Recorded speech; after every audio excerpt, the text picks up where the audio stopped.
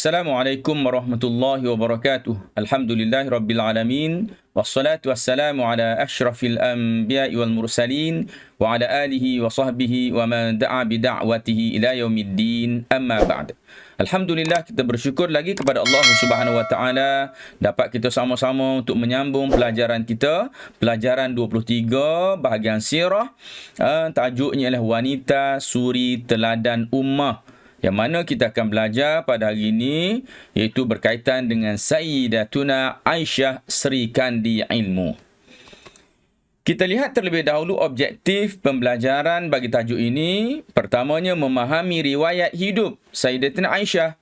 Yang kedua, mempelajari sifat utama Sayyidatuna Aisyah. Yang ketiga, mempelajari sebahagian kisah kehidupan Sayyidatuna Aisyah dan iktibar daripadanya.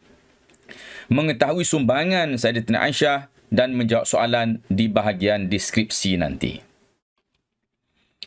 Sayyidatuna Aisyah radhiyallahu anha, nama sebenarnya ialah Aisyah binti Abu Bakar. Keturunannya adalah bangsawan Quraisy daripada suku Bani Taim ataupun Bani Tamim. Gelarannya ada dua. Pertamanya As-Siddiqah, maksudnya wanita yang berkata benar. Yang keduanya Al-Humaira. Humaira maknanya putih kemerahan.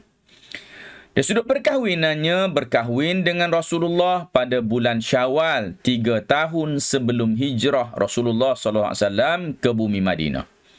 Wafat pada tahun ke-58 hijrah pada usia 67 tahun. Sifat utama Sayyidatina Aisyah pertama ialah seorang yang cerdas dan pintar. Mendapat didikan daripada ayahandanya dan juga daripada Rasulullah SAW. Rajin bertanya dan mengikut majlis ilmu Rasulullah. Antara ilmu yang dikuasainya ialah Al-Quran, hadis, bahasa Arab dan juga periwayatan. Maknanya meriwayatkan hadis daripada Rasulullah SAW. Yang keduanya, seorang yang sabar dan tabah. Iaitu kita boleh lihat apabila difitnah oleh orang munafik dalam peristiwa hadisul ifki. Apa dia cerita hadisul ifki? Nanti kita akan huraikan selepas ini. Beliau berserah diri kepada Allah dan akhirnya Allah menurunkan ayat bagi membersihkan nama Sayyidatina Aisyah daripada fitnah tersebut. Yang ketiga, seorang yang pemurah dan lembut hati. Pernah memberikan sebiji kurma kepada seorang wanita dan anaknya, sedangkan itu sahaja makanan yang beliau ada. Kita bayangkan seorang yang dalam keadaan kesempitan juga, seorang yang dalam keadaan lapar dan memerlukan. Kalau tidak kerana pemurah, sifat pemurah yang begitu mendalam, perasaan lemah lembut hati yang begitu mendalam yang ada dalam jiwanya, mana mungkin seorang juga tidak ada apa-apa, hanya ada sebiji kurma, boleh memberikan kurma itu kepada orang lain untuk dimakan, kalau tidak kerana sifat pemurah dan juga lemah lembutnya ataupun lembut hatinya. Dari sudut sumbangan, meriwayatkan tidak kurang daripada 2,210 hadis Rasulullah SAW dalam pelbagai bidang. Ini juga menguatkan kebijaksanaan Sayyidatina Aisyah. Bila mana orang yang bijak, pastinya dia boleh ingat. Kalau tak bijak, dia tak boleh nak ingat hadis ni. Hadis ni kena ingat dari sudut matannya, dari sudut lafaz-lafaznya perlu diingat. Bukan setahun, 2 tahun, bahkan puluhan tahun selepas kewafatan Rasulullah SAW. Yang kedua, tempat rujukan para sahabat selepas kewafatan Rasulullah SAW, terutama dalam hal kewanitaan dan kekeluargaan. Maknanya selepas ketiadaan Rasulullah, para sahabat, tak kira lelaki dan perempuan, pergi bertemu dengan Sayyidatina Aisyah untuk mendapatkan penjelasan-penjelasan tentang agama, khususnya dalam bab kewanitaan. Apa dia? Dalam bab hukum hakam yang melibatkan perempuan. Khususnya masalah haid, masalah nifas. Ini dia memerlukan kepada keterangan yang jelas, lalu mereka merujuk kepada Sayyidatina Aisyah radhiyallahu anha. Begitu juga dengan kekeluargaan. Pengalaman berkeluarga dengan Rasulullah SAW dan ilmu yang diambil daripada Rasulullah itu menjadikan Sayyidatina Aisyah dapat menerangkan kepada para sahabat lain dan dengan lebih jelas ataupun dengan terperinci dan dapat difahami oleh mereka. Yang ketiga, pakar dalam pelbagai bidang ilmu. Antaranya termasuklah Al-Quran, pakar dalam bidang Quran, pakar dalam hadis, pakar dalam fiqh, pakar dalam bahasa Arab dan juga syair. Bahasa Arab dan juga syair ni sangat penting, kerana orang yang tak pakar dalam bahasa Arab dan syair, mana mungkin dia akan dapat memahami Al-Quran dengan baik. Kerana Al-Quran adalah merupakan suatu mukjizat yang diturunkan oleh Allah SWT yang mempunyai keindahan bahasa yang tidak ada tolak bandingnya.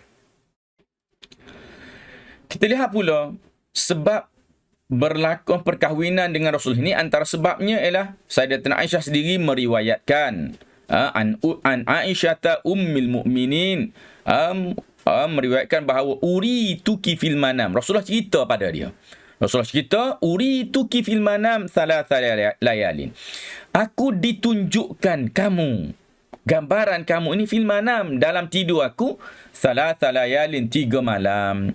Macam mana ditunjukkan? Ja'ani biki al-malaku fi saraqatin min haririn. Telah datang kepadaku malaikat bawa lembaran kain daripada sutera. Fayaqulu. Yang mana fayaqul, lalu dia berkata, malaikat tadi berkata pada aku, bawa lembaran tu ada gambar. Ada wajah atau ada rupa Sayyidatina Aisyah dalam kain tadi. Fayaqulu, lalu malaikat tu kata, hadhihi imra'atuka, ini adalah istrimu. Fa'akshifu an wajhiki, lalu aku buka wajahmu. Pada kain tadi. Fa idza anti hiya, bila aku buka memang kau lah, bukan orang lain dah. Fa aqulu, lalu aku berkata, in yaku hadza min indillah, sekiranya ini daripada Allah, yumdihi, Allah akan melaksanakannya. Okey. Jadi ini antara satu hadis yang bercerita tentang perancangan perkahwinan itu datangnya daripada Allah Subhanahu wa taala. Cerita hadisul ifki. Tengok apa dia peristiwa hadisul ifki ni, ialah peristiwa yang berlaku pada tahun ke-6 Hijrah setelah tamatnya perang Bani Mustalik. Rasulullah Sayyidatina Aisyah ikut serta dalam peperangan Bani Mustalik. Dalam perjalanan balik daripada peperangan tersebut, tentera Islam ini berhenti singgah.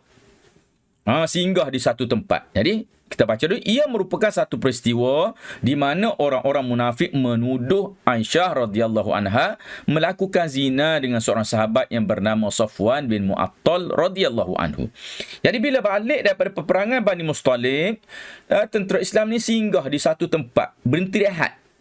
Bila berhenti rehat masing-masing tu lah, yang ini nak sakit perut, yang ini nak buang air kecil, macam-macam. Jadi tak terkecuali juga Sayyidatina Aisyah pergi, kita guna istilah apa? Qada hajat. Ni bahasa yang kita nak guna, ataupun kita pilih bahasa yang elok, tak nak gunalah perkataan yang tak berapa bagus kita nak dengar tu. Jadi Sayyidatina Aisyah pun pergilah qada hajat. Kemudian dia masuk semula pergi ke tempat dia, iaitu Sayyidatina Aisyah ini dia naik satu unta, yang mana atas unta tu ada satu haudash dia panggil. Haudash ni maknanya rumah kecil di atas unta, gunanya untuk perempuan duduk atas tu. Jadi benda ni sahabat-sahabat dia angkat tak bawah. Angkat letak di bawah. Sayyidatina Aisyah turun daripada situ, pergi qada hajat. Kemudian balik masuk. Kemudian dia tengok ada satu perkara, ada gelang yang dia pakai, ataupun tak lupa sama ada rantai yang dia pakai jatuh, tak tahu ke mana. Lalu dia pun pergi cari balik. Masa dia keluar cari balik tu, tentera Islam dah nak bertolak. Nak bertolak tadi, maka ambil haudash, angkat letak atas unta, tanpa disedari bahawa Sayyidatina Aisyah tak ada dalam haudash itu. Lalu mereka pun bertolak, pergi tertinggal lah. Bila Sayyidatina Aisyah datang, tak ada dah tentera Islam dah bergerak, dia pun duduk situ. Tiba-tiba datang seorang sahabat namanya Safwan bin Mu'attal. Tugasnya ialah semak tempat, tengok kalau ada barang tertinggal ke. Lalu dia terperanjat melihat Sayyidatina Aisyah, isteri Rasulullah SAW, berada di situ. Lalu dia pun mengarahkan untanya agar duduk dan memberi isyarat kepada Sayyidatina Aisyah untuk naik di atas unta. Lalu dia pun membawa unta tersebut tanpa bersembang-sembang lah, bawa dengan penuh beradab, kerana yang dia bawa ini adalah ummul mukminin, isteri Rasulullah sallallahu alaihi wasallam. Lalu dibawa sampailah semula kepada kem ataupun kepada rombongan tentera Islam yang telah pun meninggalkan mereka. Jadi kesempatan ini telah diguna oleh orang-orang munafik untuk menyebarkan fitnah yang menyatakan bahawa Sayyidatina Aisyah ini telah berzina dengan Safwan bin Mu'attal. Fitnah ini telah dipercayai oleh beberapa orang sahabat. Ni di antara sahabat yang mempercayai berita ini dan terlibat dalam penyebarannya ialah mereka pun share pula. 2-3 orang ni share. Siapa dia? Mistah bin Uthathah, Hamnah binti Jahsy dan Hasan bin Thabit. Bila dia dapat berita ni, dia share berita ni dengan orang lain. Okey. Jadi gemparlah para sahabat dengan cerita tersebut, dan cerita ini sangat-sangat menyedihkan Rasulullah sallallahu alaihi wasallam, dan begitu juga menyedihkan Sayyidatina Aisyah sendiri. Keadaan ini berlarutan sehingga sebulan lamanya. Tak ada wahyu yang turun. Tak boleh, Rasulullah pun tak boleh nak bela. Macam mana? Tak ada bukti untuk dibela. Melainkan percaya tu percayalah, tetapi tak ada bukti. Tak ada satu bukti untuk membela kebenaran Sayyidatina Aisyah ini, sehingga kemudiannya Allah menurunkan ayat ke-11 daripada surah An-Nur, membebaskan Sayyidatina Aisyah daripada tuduhan jahat kaum munafikin.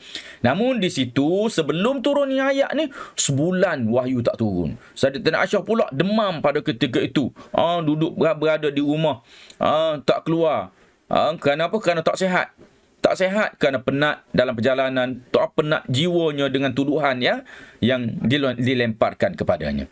Berkat kesabaran dan pergantungan doanya kepada Allah Subhanahu wa taala, maka Allah turunkan firman-Nya dalam surah An-Nur ayat 11 ini, a'udzubillahi minasyaitonir rajim. Innal ladzina ja'u bil ifki usbatun minkum la tahsabuhu syarran lakum bal huwa khairul lakum likulli imri'in minhum maktasaba minal itsm والذي تولى كبره منهم له عذاب عظيم.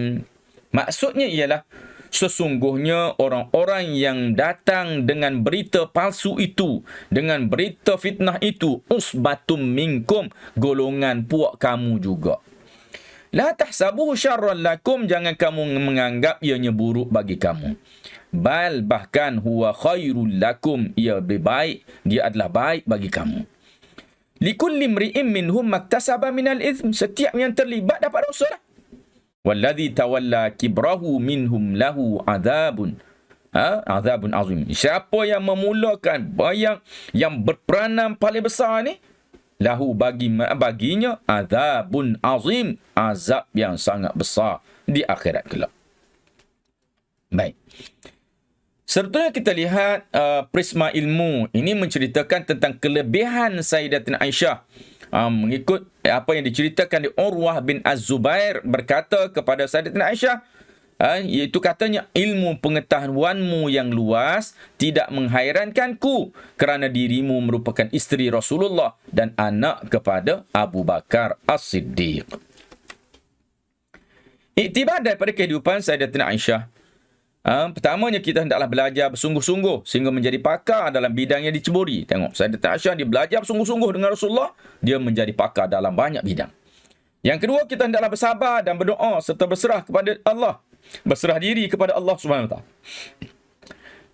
Ini kita ambil daripada peristiwa hadisul ifki, bagaimana kesabaran Sayyidatina Aisyah, sabar dengan tuduhan yang dilemparkan kepadanya. Dia tidak ada upaya untuk membalasnya, tak ada upaya untuk menafikannya. Namun berkat kesabaran dan doa, maka Allah SWT berikan jalan keluar dengan menurunkan wahyu menyelamatkan maruahnya. Kita tak adalah wahyu nak turun pada kita, akan tapi jika kita bersabar dan berdoa, pasti Allah akan memberikan jalan keluar kepada masalah yang sedang kita hadapi. Yang ketiga, kita hendaklah sentiasa bersedekah agar diberikan keberkatan dalam hidup. Kan? Dan ingat, Sayyidatina Aisyah sanggup bersedekah walaupun ada sebiji, dia lapar, dia perlu, tapi oleh kerana dia memandang orang itu lebih memerlukan, maka diberikan walaupun dia juga sangat memerlukan pada ketika itu. Baik, kita dah sampai kepada penutup. Sila klik link di bahagian deskripsi di bawah video untuk jawab soalan. Dan apa ni, Ustaz sudahi dulu dengan aqulu qawli hadza wa astaghfirullahal azim li wa lakum. Wassalamualaikum warahmatullahi wabarakatuh.